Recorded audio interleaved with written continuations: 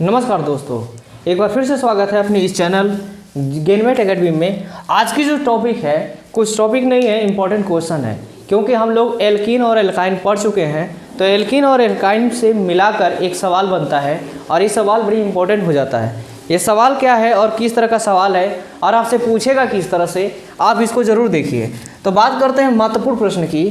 तो महत्वपूर्ण प्रश्न में एल्कीन आ जाता है, एल्काइन आ जाता है। ये दो तरह के समूह बनते हैं, एल्कीन समूह और एल्काइन समूह। एल्कीन समूह में एक फार्मूला है जिसका फार्मूला है C2H4 और एल्काइन समूह में एक फार्मूला बनता है C2H2। भाई ये दोनों दो कार्बन की है और यहाँ पे भी दोनों दो कार्बन की है।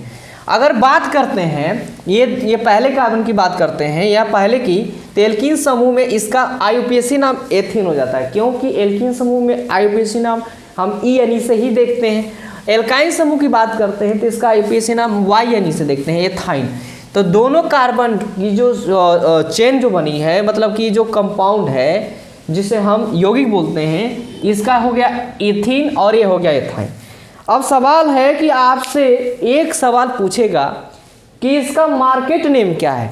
तो मार्केट नेम होता है एथिलीन और इसका मार्केट नेम होता है एसिटिलीन। ये दोनों सवाल आपसे किस तरह से पूछेगा, अब देखिए। पूछेगा कि एथिलीन का सूत्र लिखिए, एथिलीन, और एसिटिलीन का सूत्र लिखिए।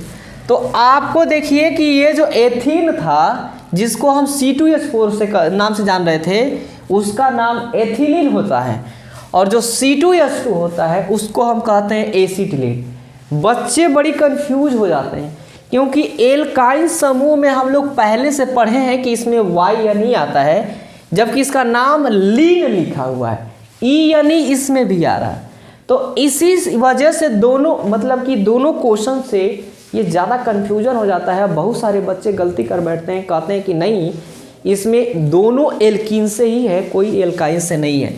जबकि पहला वाला जो एथिलीन है वह एल्कीन समूह से है और दूसरा वाला जो है किससे है, एल्काइन समूह से है। सवाल आपसे क्या पूछेगा, एथिलीन का सूत्र बताइए, तो C2H4, और सवाल आपसे पूछेगा एसिटिलीन का सूत्र बताइए, तो C2H2। संरचना की बात करते हैं तो आप संरचना यहीं पर लाइव देख लीजिए कि संरचना क्या बनेगा। तो संरचना देख लीजिए, इसकी संरचना में देखेंगे दो कार्बन है, दो कार्बन लगाइए। भाई अब एल्कीन है तो डबल बॉन्ड आना चाहिए, फिक्स है कि डबल बॉन्ड। 4 हाइड्रोजन है, 2 हाइड्रोजन इधर ले लीजिए और 2 हाइड्रोजन आप इधर ले लीजिए। ठीक, देखिए एक बार फिर से, 2 कार्बन है, 2 कार्बन के बीच डबल बॉन्ड लगना चाहिए, लगा दिया मैंने।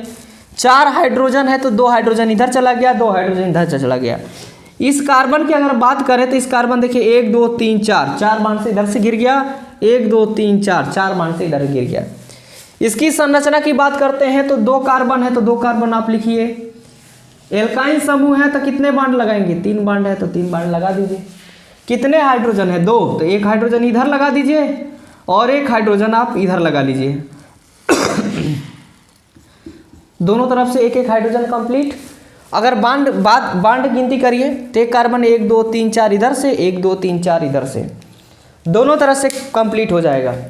सवाल आपसे पूछेगा एथिलीन का सूत्र बताइए, तो ये संरचना बनाइए तो ए, एसिटिलीन का सूत्र बताइए तो ए, और संरचना बनाइए तो ये एसिटिलीन किस समूह का है, एल्काइन समूह का है। एथिलीन किस समूह का है, एल्कीन समूह का है। ये अति महत्वपूर्ण सवाल, और ये इतना महत्वपूर्ण है कि काफ़ी बच्चे, काफ़ी कंपटीशन में भी इन दोनों सवालों को पूछ दिया जाता है। जोरों शोरों से सवाल पूछा जाता है, एथिलीन का सूत्र बताइए, एसिटिलीन का, किस समूह का ए, किस समूह का ए, इसका संरचना क्या होगा, इसकी संरचना क्या होगा। Thanks for watching. इसको शेयर करिए ज़्यादा से ज़्यादा, क्योंकि अति महत्वपूर्ण प्रश्न है, और वीडियो को लाइक करें, शेयर करें। Thanks for watching.